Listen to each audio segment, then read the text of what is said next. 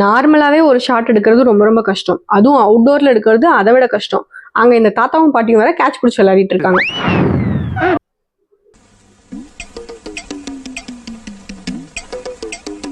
சரி ஓரமா போய் விளையாடுங்க, நாங்க நெக்ஸ்ட் குளிக்க போகணும்னு கிளம்பியாச்சு. ஃபால்ஸ்ல ரொம்ப நேரம் குளிச்சு அது பத்தாம கீழே வந்து கோயில் பக்கத்துல இருக்க ரிவர்லயும் குளிச்சுட்டு இருந்தோம். அங்கேயும் ஒரு 1 hour நல்லா குளிச்சுட்டு மாங்காய்லாம் வாங்கி சாப்பிட்டு அப்படியே மினி பஸ்ல சூப்பரா அந்த சாங்ஸ் எல்லாம் கேட்டு வீட்டுக்கு வந்து சேர்ந்தாச்சு. வீட்டுக்கு வந்து ஒர்க்கை கண்டினியூ பண்ணி முடிச்சுட்டு சரி ப்ரௌனி ட்ரை பண்ணலாம்னு அக்கா சொன்னாங்க. மகாபிரபு இங்கேயுமா அப்படின்னு என் ஹஸ்பண்ட் எனக்கு கலாய்ச்சிட்டு இருந்தாங்க. எதுக்கும் கலங்க மாட்டான் இந்த ஹேமா, ப்ரௌனியை பண்ணியே தீருவேன்னு அங்கிருந்த ஐட்டம்ஸ்லாம் வச்சு ட்ரை பண்ணிட்டு இருந்தோம். ரிசல்ட் கொஞ்சம் எக்ஸ்பெக்ட் பண்ண அளவுக்கு வரல. அதனால என்னென்ன வாங்கணும் அப்படிங்கறத அக்காவுக்கு லிஸ்ட் போட்டு கொடுத்துட்டு ரெசிபி நான் உங்களுக்கு அனுப்புறேன்னு சொல்லி கிளம்பியாச்சு.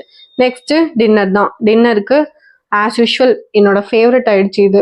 கருப்புளுந்து தோசையும் கார சட்னியும். இந்த காம்போ செமையா இருக்கும், நீங்களும் ட்ரை பண்ணி பாருங்க.